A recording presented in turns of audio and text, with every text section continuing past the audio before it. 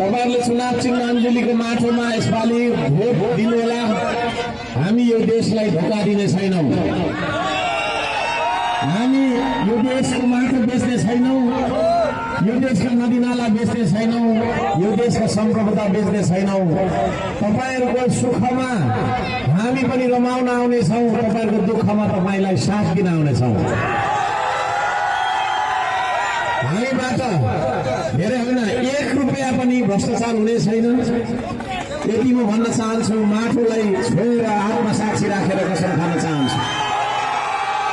यो देशमा भएका बेफिती, यो देशमा भएका विसङ्गतिहरूको अन्त्य हामी गर्नेछौँ।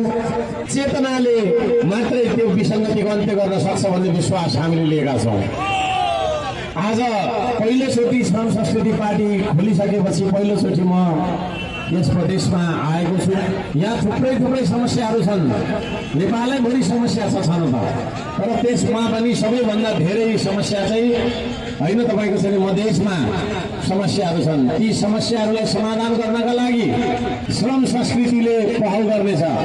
हामी गफले होइन कामले देश बन्छ भन्ने विश्वास गर्छौँ। भाषणले होइन श्रम गरेर, भ्रम छरेर होइन श्रम गरेर देश बन्छ भन्ने विश्वास लिने हामी नेपालीहरू अब एक ठाउँमा आउनुपर्छ। म यहाँहरू सबैजनालाई विनम्रताका साथ अनुरोध गर्न चाहन्छु। यसपालिको चुनाव चिन्ह माटो, तपाईको अञ्जुलीको माटो, यो देशको माटो, तपाईको 2 हातले बोकेको चुनाव चिन्ह अञ्जुलीको माटोमा भोट हाल्दैन होला। हाम्रो उम्मेदवारज्यू सुमन अधिकारीज्यू, उहाँ हाम्रो चाहिँ उम्मेदवार हुनुहुन्छ। उहाँ असल व्यक्ति हुनुहुन्छ जस्तो मलाई लाग्छ कि उहाँ फटा मान्छे हुनुहुन्छ। फटा हुनुहुन्छ भने अहिले नै तपाईँ चुनाव नलड्नु, उहाँलाई भोट नदिनु भन्छु म। तर उहाँ इमान्दार मान्छे, एउटा जुझारु युवा, केही गरौँ भन्ने युवा, गरिरहेको युवा हो भने तपाईहरुले विश्वास गरिदिनुहोस् प्लिज। तपाईहरुले उहाँलाई दिएको भोट भनेको हर्क साम्पाङलाई दिएको भोट हो।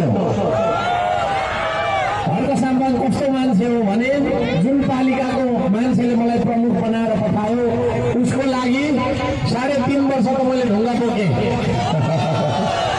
त्यति धेरै श्रम गरेर पनि होइन, नीति बनाउने, बजेट बनाउने काम अलावा मेरो फुर्सदको समय भनौँ या के भनौँ, मैले कुनै पनि शनिबारलाई आराम गर्ने घुम्ने बार सम्झिनँ। शनिबार मेरो लागि श्रमबार बन्यो।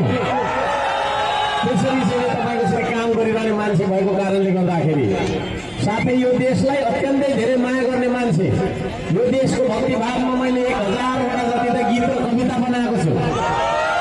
त्यस्तो धेरै यो देशलाई माया गर्ने मान्छे भएको कारणले गर्दाखेरि तपाईहरुले उहाँलाई भोट हालेर मलाई सघाउनु होला प्लिज। श्रम संस्कृतिको सरकार बनाऊ यो देशमा। पुराना दलहरूले गर्नु सक्नु भएन, नयाँ पनि अरू थुप्रै छन् होइन। त्यसमध्ये पनि सबैभन्दा तपाईँको छैन मौलिक, सबैभन्दा स्वदेशी, यही माटोबाट उम्रेको विचार बोकेको, विदेशी विचार होइन, विदेशी तपाईँको चाहिँ सहयोग होइन, यही देशमा तपाईँहरूले दुःख गरेर अगाडि आउनुपर्छ भन्ने विश्वास लिएर अगाडि बढेको पार्टी श्रम संस्कृति पार्टी रहेको कुरा म जानकारी गराउँछु। यो पार्टीमा नेता हुँदैन, कार्यकर्ता पनि हुँदैन। यो पार्टीमा हुन्छ त केवल श्रमदाता हुन्छ। म तपाईँहरूको श्रमदाता मात्रै हो। म तपाईँको सेवक हुँ। म तपाईँहरूमाथि शासन गर्न आएको त्यस्तो तपाईँको छैन व्यक्ति होइन। तर यति कुरा हो, हर्क साम्पाङको बोली अलिक खरो जस्तो जस्तो सुन्नुहुन्छ होला, कतिले त्यो आरोप लाउनुहुन्छ। तर हर्क साम्पाङ कस्तो मान्छे हो भन्दाखेरि छाम्दाखेरि खस्रो, चाख्दाखेरि मिठो। तर यस्ता मान्छेहरू थुप्रै छन् हाम्रो देशमा जो राजनीतिक भाषण गर्दाखेरि मुखमा चाहिँ पुरै तपाईँको गुलियो हुन्छ, तर व्यवहार चाहिँ फेरि एकदम नमिठो हुन्छ। त्यस्तो मान्छे हो। त्यसो भएको कारणले गर्दाखेरि यहाँहरू सबैजनालाई म त्यति भन्न चाहन्छु, यो देश बचाउनुपर्छ, हामीले यो देश बनाउनुपर्छ। मलाई यो युवाले साथ दिनुपर्छ। हामी बनाउन चाहन्छौँ यो देश। यो श्रम संस्कृति पार्टी आजदेखि तपाईँहरूको पार्टी, यहाँ बस्ने सबैजनाको पार्टी है यो पार्टी। जुन पार्टीमा नेता हुँदैन, नेता कसैलाई पनि नठान्नु, हर्क साम्पाङ पनि तपाईँको नेता होइन।